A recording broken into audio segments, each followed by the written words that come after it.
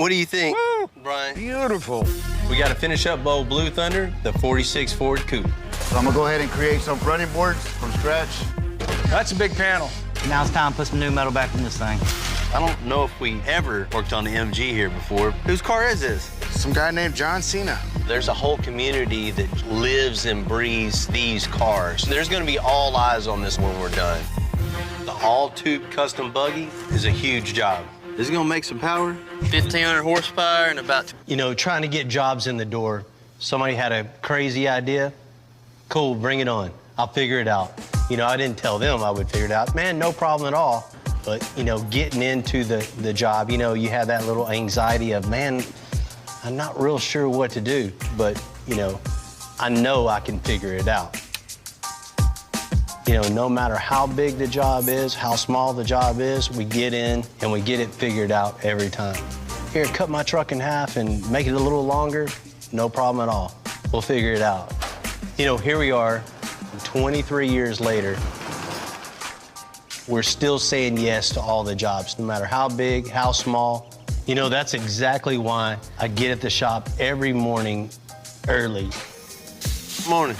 You know, getting the guys going, getting parts coming, trying to coordinate is super tough. So getting to work early is absolutely what it takes to keep building the business, to keep getting cars in and out. That's the name of the game.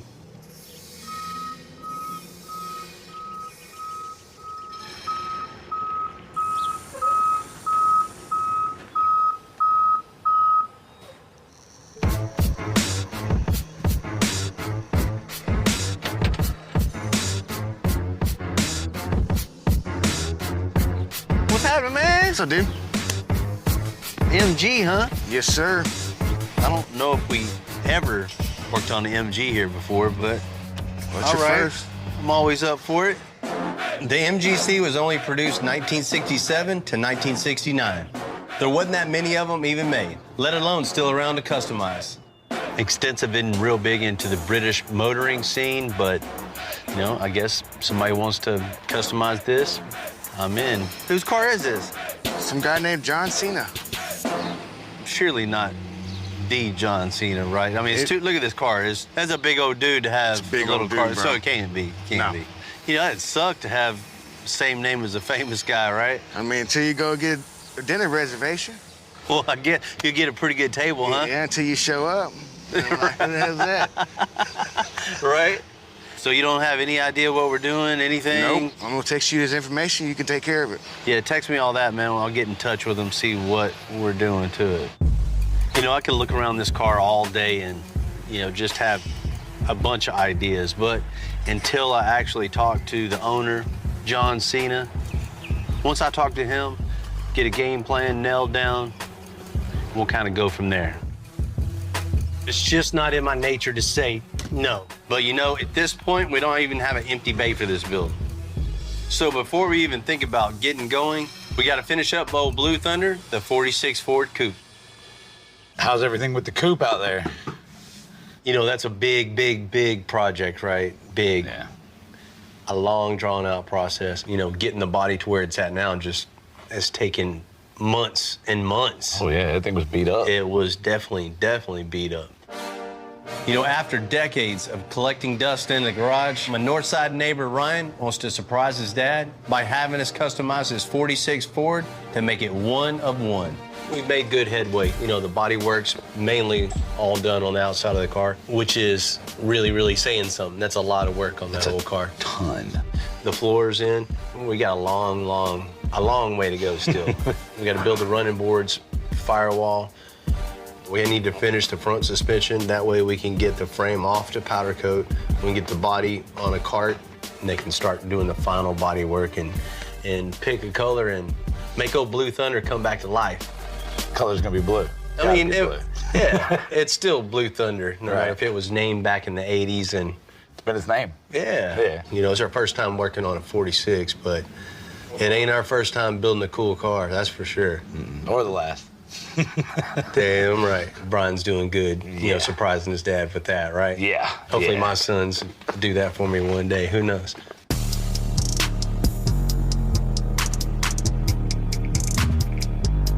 These days, it's getting a lot harder just to find the parts. A lot of the times, it's just easier, sometimes faster, just to make them ourselves. So John's gonna make those new running boards. The car from the factory came with running boards, and because we don't have none, it needs something there between the front and rear fender. It looks like something's missing. So I'm gonna go ahead and create some from scratch to make this car look right. We have nothing to work with, so I'm figuring it out as I go. Started with this sheet metal, it's gonna bolt up under the cab, and then I'll get my outside contour once this is all bolted up under there.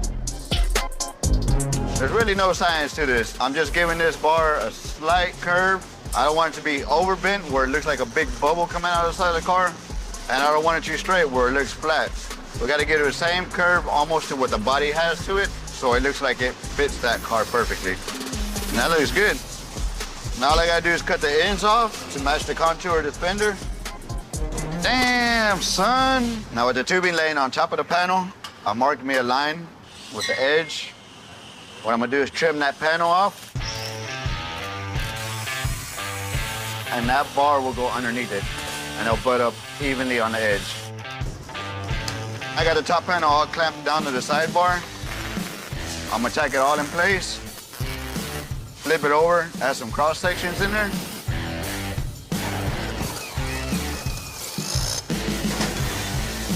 So when this gets bolted up to the cap, the bolt's gonna go through these and the sheet metal to make everything stronger. All right, I got everything in place, tacked in. Now I'm gonna get this under there and it should fit in there nice and snug. Just right. Got a little bit more welding to do, we'll be good to go. We're fixing to get started on the rear quarter panels for the 46 Ford. We're gonna do it a little different this time. We're gonna carry our panel all the way up to the roof. That way our headliner just runs flat across the top, and then our walls will actually run all the way up.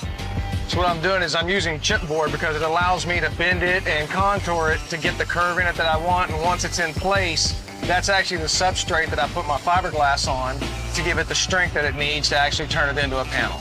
All right, all the chipboard's in place, everything's glued up. It's got a great shape to it, so now I'm just gonna take my resin.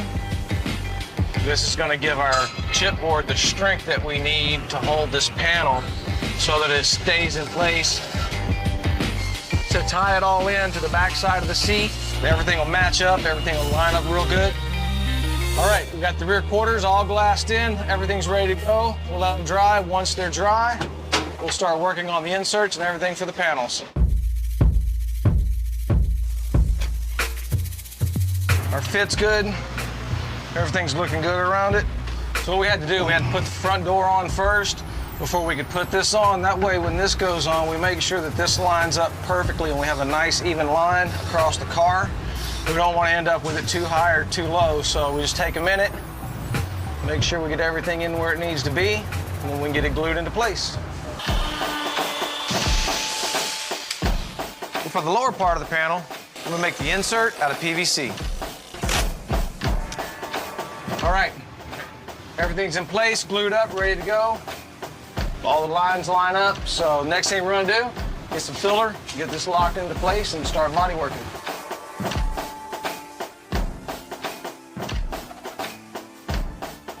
All right, so as you can see, we've got everything laid out. Our lines carry from the front all the way into the back. Once it's all dry, take this panel out completely, take it over to the interior shop, and start sanding on it and get it body worked over there. Get out of this nightmare, and we'll make magic.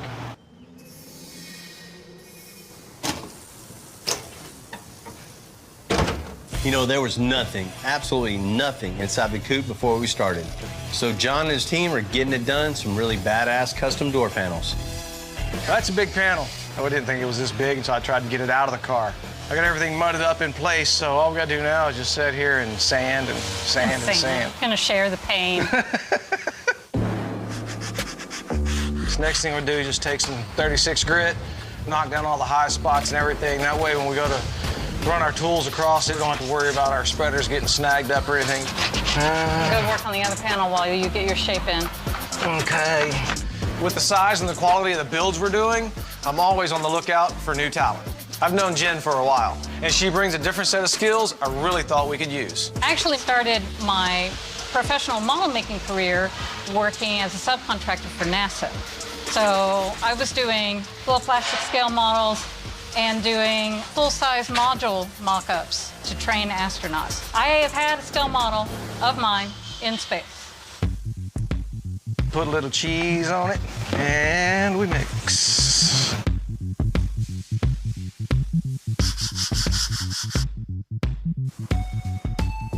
So as you can see, we've got everything molded together from the rear quarter all the way into the door panel. Everything's got good curves, lines, everything's molded out real nicely. We've got our details in it that we were after, so all this is done. All we have left to do now is get it wrapped up and get it in the car.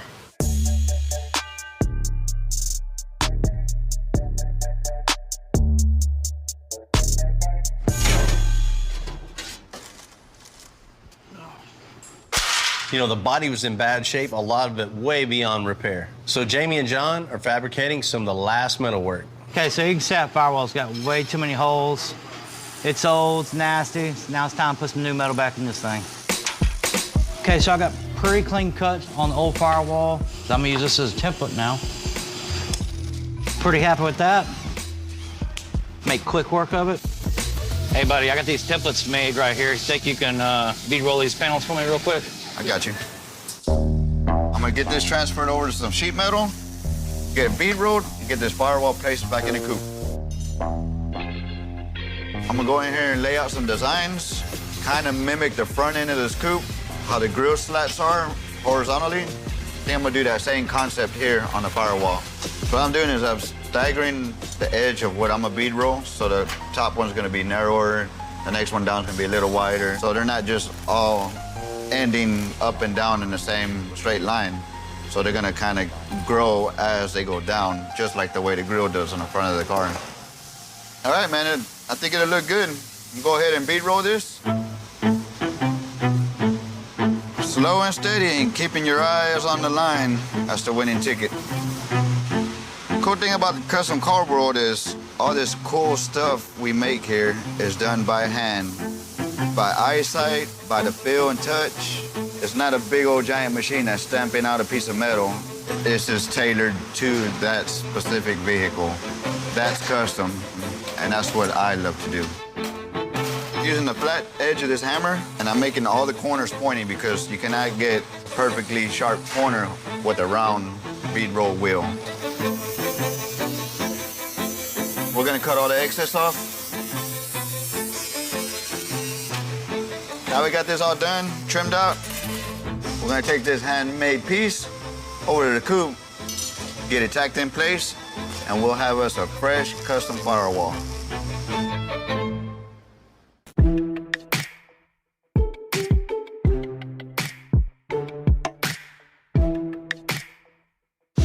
All right. My fellow Northsider Ryan wants to surprise his dad with a custom 46 Ford with a one-of-a-kind design to match its classic look. And that's exactly the balance John's trying to hit with that center console. Got a pretty cool idea for a design for the center console for the 46 Ford. We're gonna kind of try to mimic the hood a little bit at the front of the console. So we're gonna just do a little stack fab. I'm gonna first start with making my template. So what I do is I fold it in half. That way I can get a mirror image to the other side. That transfers the arch that I made on one side to the other so that both sides are gonna be symmetrical. So now everything's drawn out. All I have to do is finish cutting it out and we got our template.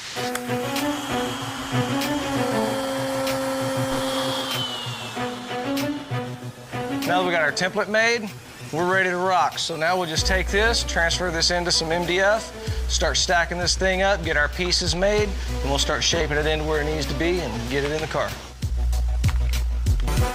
Good God! Just like that. So what I'm doing is I'm just gonna do a layout here so that I can rough cut all my pieces, grab my jigsaw, cut them out. Sit over to the router, stack them up, spread a little cheese.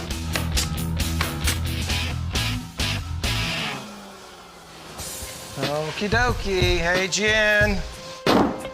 You got some pieces? I got some triangles. So these are coming from the transmission tunnel. Yeah, just to give us our simulated angle that we're after here. So what I'm gonna do now is I'm just gonna take this piece of sign board and use that as a barrier between the two. So once it's all in place, we're gonna pack the inside edges with fiberglass.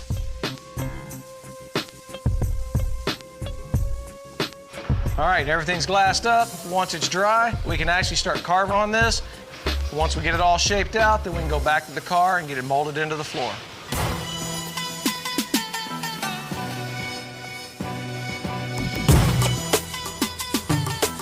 Part of never saying no is not saying no to my own crazy ideas. Because once I get them in my head, I can't get them out. And the latest is the all-tube custom buggy that we're gonna build from scratch. All we have now is 58-inch tires and military-grade axles.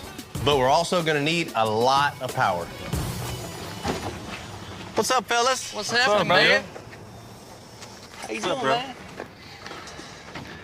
Man, what do you got, man? I thought you were bringing me an engine. Well, we did. See, engine parts. Exactly. I'm gonna put it together here, man. Cool, cool. Is it gonna make some power? 1,500 horsepower and about 2,000 foot-pounds of torque, a little over that. This thing's gonna make some power. That's what I want, because I'm building this, full tube chassis buggy, and I want something that it will get it. So you're gonna put a 1,500 horsepower Cummins in a tube chassis. How much is this thing gonna weigh? Probably 2,500 pounds, maybe. So 2,500 pounds, 1,500 horsepower, 2,200 foot-pounds of torque. It's gonna be a rocket. That's exactly what I want. You're gonna let me drive it, right?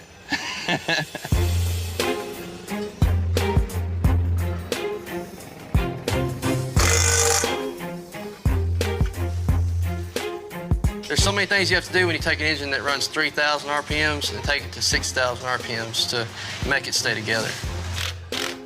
The factory valve spring doesn't have enough pressure to keep the valve from floating at high RPMs. With the bigger cam that we're going to run in here, we got these right here. They have a lot more travel there. We can push it in farther, doesn't break the spring, and we can spin this thing to the moon, have an awesome time with it, make a lot of power. So what we have here is the factory freeze plug. With all the power we're going to be pushing to it, it'll just blow these right out. It'll send them through the moon. These we thread into the head, so it actually screws in, so we can spin as much RPM, as much power we want to it.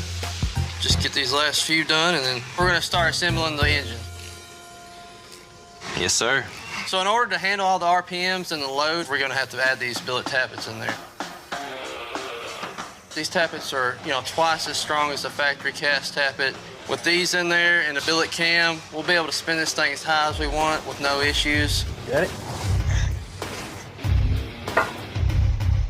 So the crank we're using right here is a factory 6.7 crank that has been polished and balanced. Spins really good. We're fixing to install the lower main cap bearings and main caps, torque it down, check everything, and then we'll start putting the front cover on and installing the cam. All right, we got a custom spec cam here for our 6.8 liter Cummins. So what you see here, this is your intake lobe, and that's your exhaust lobe. The tappets we put in earlier, they ride on this right here, and they go up and they go down. So with this cam here, it actually has a lot more lift on these, so you get more air in and out. That lowers cylinder pressures and able to spin more without a restriction in the cylinder. Now that we got our cam in, we're gonna put our billet retainer on. What this does is, we have all these gears moving around in here. These things like to walk off the camshaft. So what this does, goes on here, has a bolt in there, and that keeps the cam gear from walking off the cam. Such a little simple fix can keep you from... Save you thousands of dollars, man. Like a lot of money. Dad's got the ring size to each cylinder. Dad's gonna push this in the cylinder here with this ring compressor, and Clay's gonna put the rod caps on. We're gonna do that 6 times.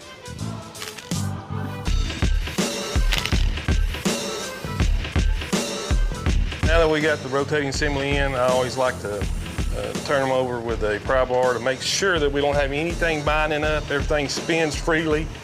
This one does spin like butter. I got it. We ought to be able to turn 6,000 RPMs out of this, no problem. It's easy, easy, easy. Beautiful, man.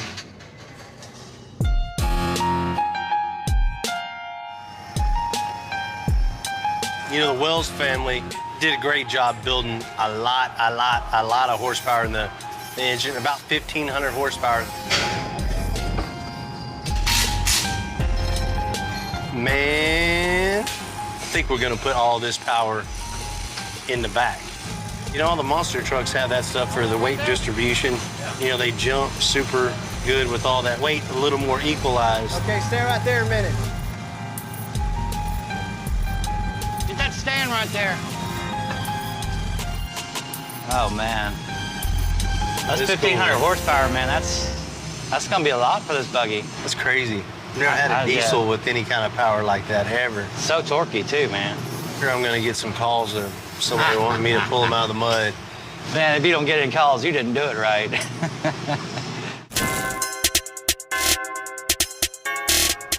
We'll build stands for the engine, and then we'll figure out the wheelbase. Man, we'll be ready to start building. The all-tube custom buggy is a huge job because all we got at this point is just a few parts. Everything else we need to make.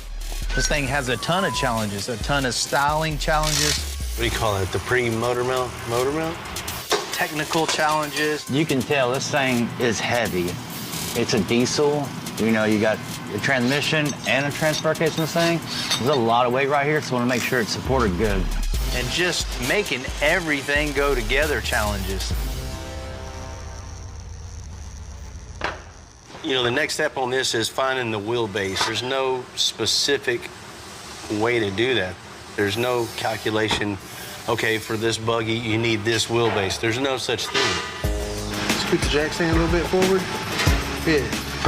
So you just kind of go by the feel. You got to picture in your mind how the suspension's going to look before it's even there. The front axle is in a pretty good spot, but back seat, there's plenty of room there. And we got to take in consideration that the rear wheels are going to Rear steer. Yeah. So we got to definitely make seat room for sure before you start making anything. You got to kind of visualize, okay, the 4-link bars are going to go here, steering shafts here, columns here. The gearbox needs to be over here. That's almost where the steering wheel's at. Yeah. And kind of reference all those years of building other cars, other trucks, and just kind of play it by ear.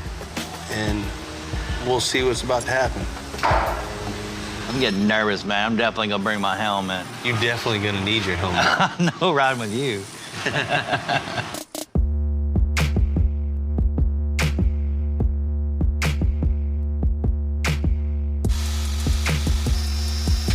We're trying to get the last of the front suspension done on the 46 Ford so we can get it off the powder coat.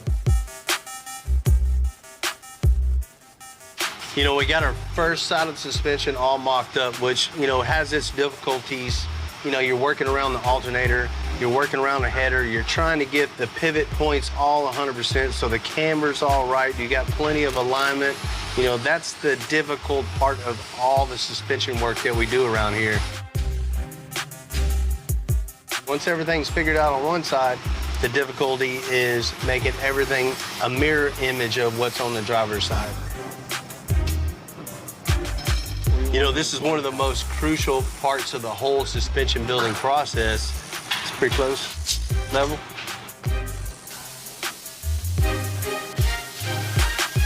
It's true. Getting that part all lined up 100% true is huge for suspension building process. So next step is just taking a ton more measurements, and then we can do the bag mount, shock mount. That's a wrap.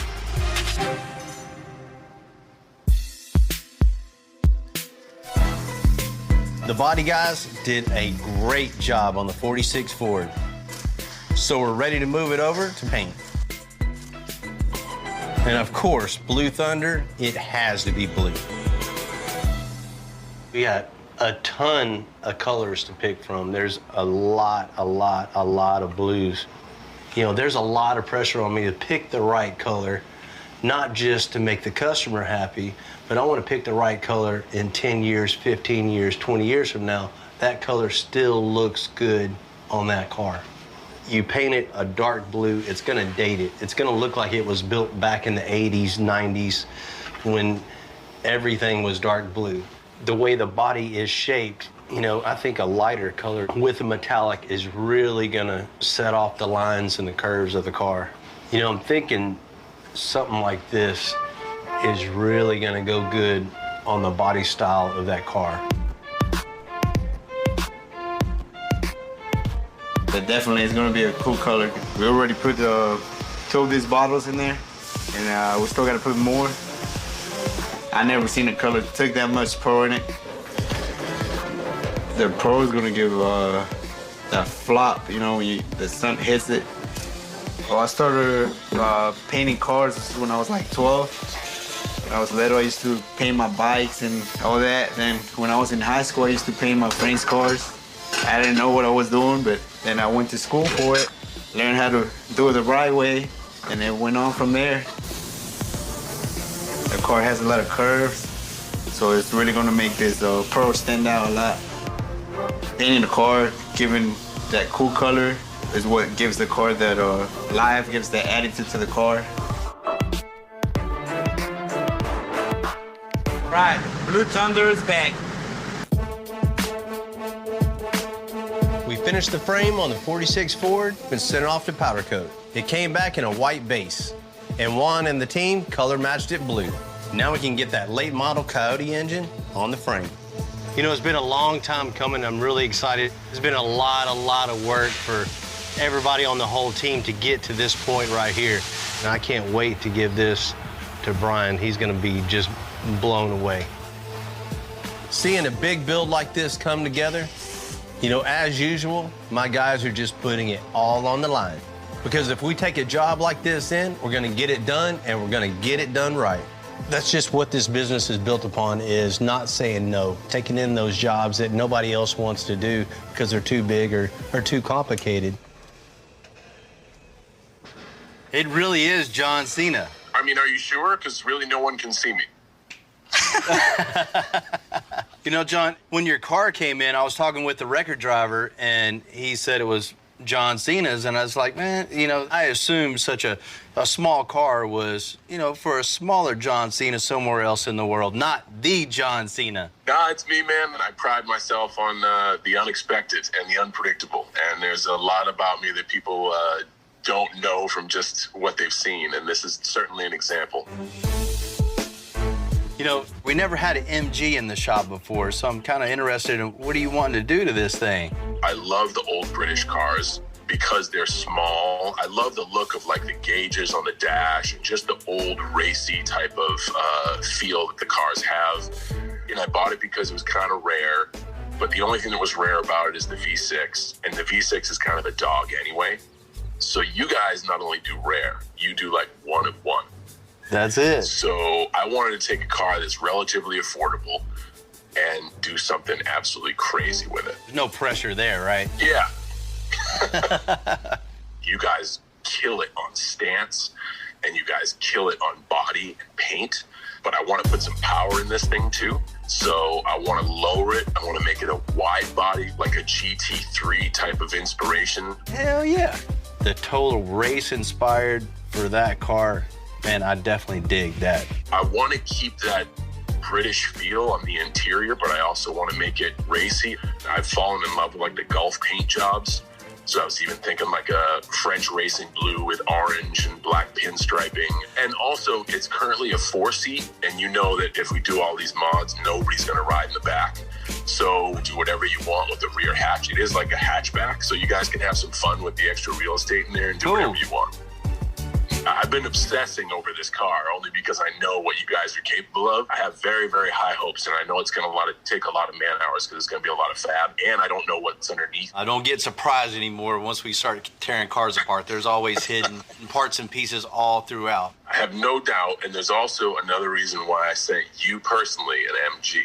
I know you do a lot of one-offs, but this car is going to be under a microscope.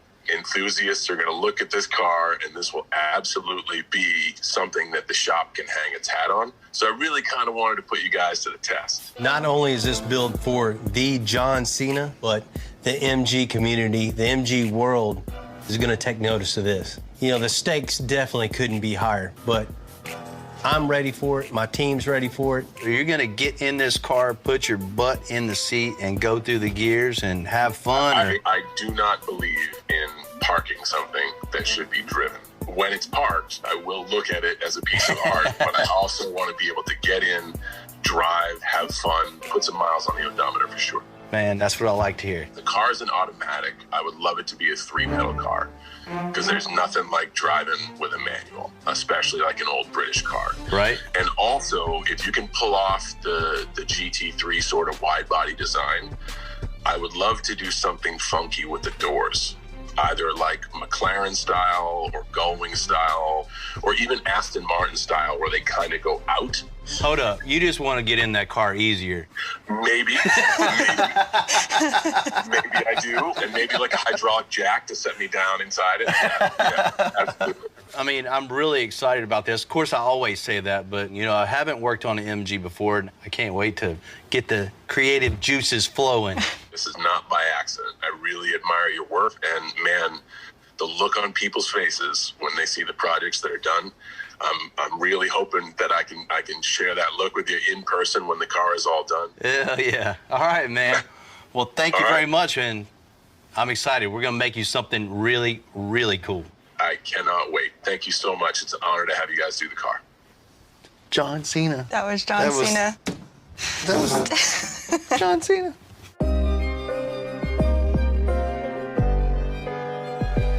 You know, when it comes to customizing anything, you know, trucks are my deal. You know, American cars are my deal.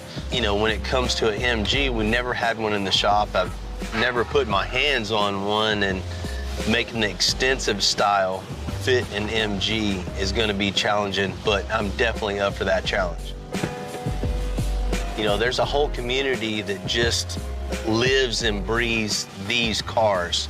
So there's going to be all eyes on this car when we're done.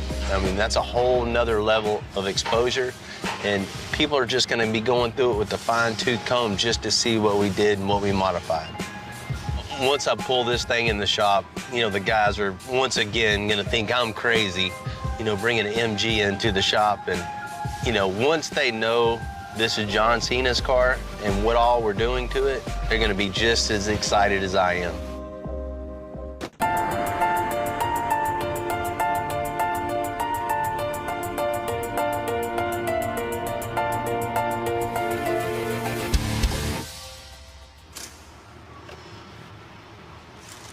What up, Jimmy? It's probably the first time I've ever lifted the hood on an MG. First time we ever had one in the shop, ever. Why is it in the shop? Is when you get a call from the John Cena saying he wants extensive to build him an MG, it shows up at the shop. That's nuts. Isn't that pretty cool? It's real cool. I just think he'd fit in this thing. Right? He wants to drive this car. Like, take it on the track, drive the hell out of it. I would have never pictured one of these for like a road course car, but how small it is, you put enough power, it might be a lot of fun on a track. That was gonna be fun. This 69 MGC was known for its straight six, but we're gonna give it a lot more power. You know, I don't know what kind of power we're gonna put under the hood yet. We're gonna rip all that out and just start fresh. New engine, new trans, nice suspension under it, coilovers, front and rear, big brakes in the fender well, good sized tire, new paint, of course, new everything. You know, as far as the interior, just totally reimagine what's in there. You know, some nice seats and just reconfiguring gauges, just make it look really, really cool. Just something that he can get in and go, damn, this is badass, and want to drive this everywhere he goes. Man, that's a privilege. He could choose anybody to do it, and he chose the shop on Sunny Drive. Right. See, that's why we get up and come to work every day, right? You never know who or what's going to walk through that door. So we got to order a lot of parts and a big engine. All right.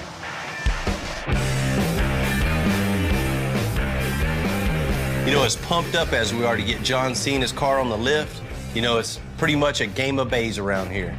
We got to get the 46 Ford out of the bay to make some room for it. I love seeing the rolling chassis come together. You know, it's all the work that nobody really gets to see, but in this stage. So the car may look like a 46 Ford, but underneath, under the hood, it's a brand new car. So what we did is we put a Coyote in this thing, but with that comes a lot of technology, computers, wires, sensors. So now we have to put a whole new harness in this car, hide wires. It's a lot of work, but you'll be able to take this car anywhere you want to go. I asked for a helper today. All this guy wants to do is take naps on me. So we're running this aluminum line from the air manifold all the way to the airbag. We use aluminum because it'll virtually last forever and it looks a lot better than your typical plastic or copper. We got a lot of bending to do and a lot of clearances to make sure we make. We do not want this interfering with anything else on this chassis, and we want it to flow with the frame rail as well. Whenever you make a mark, there's a certain spot you need to put that mark on that bender to get your bend on that line. Don't come with no instruction manual, so it's all about figuring it out. And if you don't do it right, your lines ain't gonna look right. And when your lines don't look right, it makes this beautiful chassis look like crap. A build like this takes way more than a typical 9-to-5 day to finish. It's months of early mornings and lots of late nights. You know, that's especially true as we get to the end. Ryan and his dad need their car back, and we want to see his chassis complete. So we're going to bolt the wheels on, we're going to roll it over there. Or you want to get it right here with one fork? You know, it's a huge milestone for us. This started out with some rectangle tubing and some pipe. Now it's a full chassis fixing underneath the car. Yeah, go for it. Firewall good? Right now it is. Man, it's cool when it always comes together. Get a little bit of bling on it, make everything come out, man. I think he's gonna be real happy. What do you think? Hats off to the paint and body guys, man. I know they put a lot of work into this thing. Everybody's worked all night, couple nights, trying to get this thing ready. So we got a long day tomorrow, so let's go home and get some sleep. Yeah, recharge the batteries.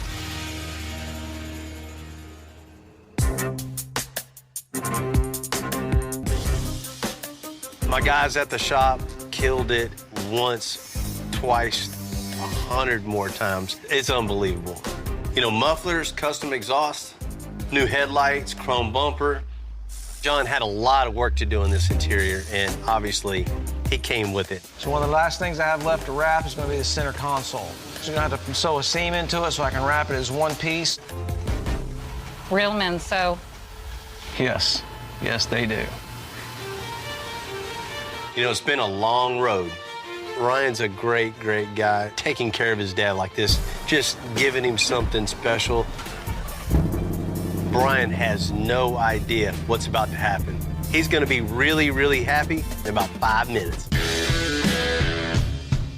You know, today is surprise day. So we're at RPM's new location, and they happen to be celebrating 40 years in business today. So I brought the crew out to get Brian back old Blue Thunder. Man, I love the new property, man. You got way more space here, right? Oh, yeah.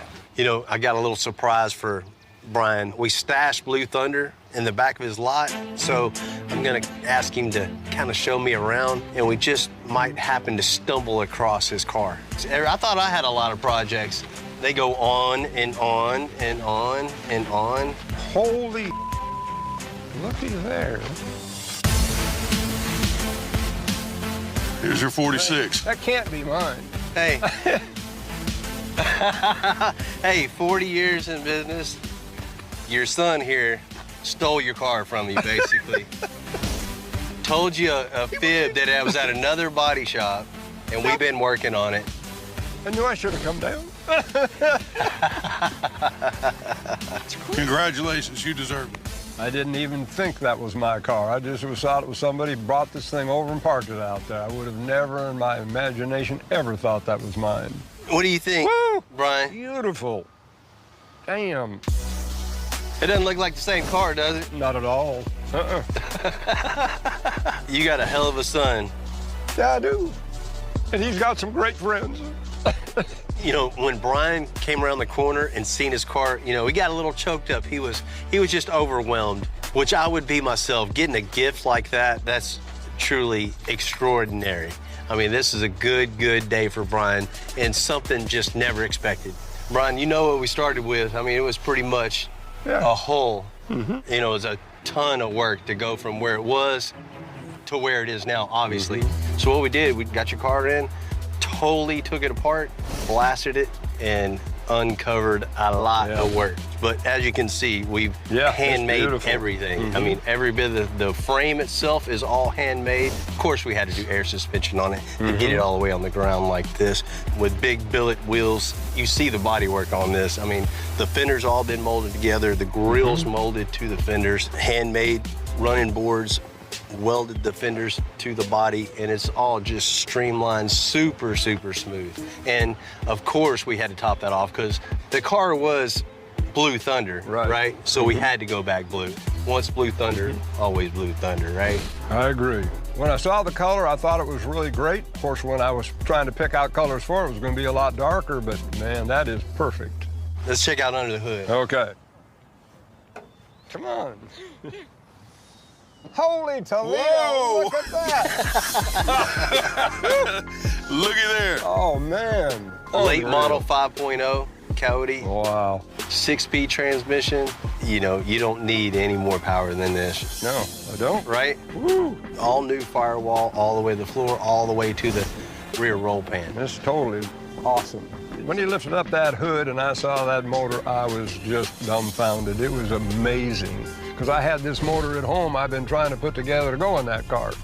Nothing compared to what I got in that car. Unbelievable. We got a few other things to show you. Check this out. Oh, man. Look at this. That is really cool. What do you think, Brian? It's a little different from sheet metal in it, right? Unbelievable. It's a little bit more comfortable ride than what you know, before, right? Yeah. You know, John in the interior shop just, they definitely showed their skills on this, right? Everything is, you know, hand sculpted and molded to the car. You know, the 4 bucket seats in it, you know, the console, new dash, new column, new everything. Yeah, I think this is just amazing. This thing is a whole lot more than I ever anticipated. Never even thought about it being like this at all. Ryan said, build his dad something cool. So. It's cool, no doubt about that. You know, Brian, we got one more surprise for you. Just to top all this off, I think you're really gonna be impressed a little more. A little more, let's go. Whoa, wow, look at there. Oh, look at that. Wow. You know, it looks like you'd want to pull your suitcase out here, right? You know, John made you a matching suitcase to tie in all the interior, right? But it's a sub box, so the speaker is actually in that box that looks like luggage. So it's pretty cool, that's crazy, yeah, that's neat. Yeah, I've never seen a speaker box look like that. Where'd that idea even come from? Right. You see the luggage in the old 40s era and stuff and the older stuff, but to pull that out your mind and do that, that's crazy. That's amazing. Yeah, it is. It's amazing. What everybody did for me and what my son had done to the car and what Bill did to it is just amazing, and I just can't believe that that really happened. I thank you, son, and I love you. Love you. Good job, man. No, you good job. Thanks. You know, I always say, I can't do this myself. You know, this is one more example of just my team getting down, doing what they do, building cool stuff like they do. And they proved it this time by far. You know, building Blue Thunder for Brian, giving him something really cool, that just goes to show you that Brian's a good dude, doing good things in the community and for his family. Well, we're gonna probably tack a piece of tubing here to there. Okay. Jamie and I are mocking up the first metal work, which would be an all-terrain, all-metal, all-tube custom buggy. The overall feel of the whole project is gonna start taking shape once we get these clamped in. You can kind of step back and kind of see how everything looks, you know? All right, where's my helmet? Was it comfy? Helmet room? Hell no. Hey, this ain't made to be comfortable. This project is such a reminder of how extensive was started. Starting with nothing and building piece by piece by piece by piece by piece by piece, and here we are. I never would have dreamed I'd be where I'm at right now. Never. It was never a dream come true because I never dreamed that. I just feel totally, totally blessed to be in the position I am to keep building the business. You know, we got celebrities driving down Sunny Drive to see what's going on at Extensive. It's basically a 4-seater monster truck. Monster buggy. Monster buggy. You know, projects like this just really make you start thinking where everything started to where it's at right now. We're just getting started.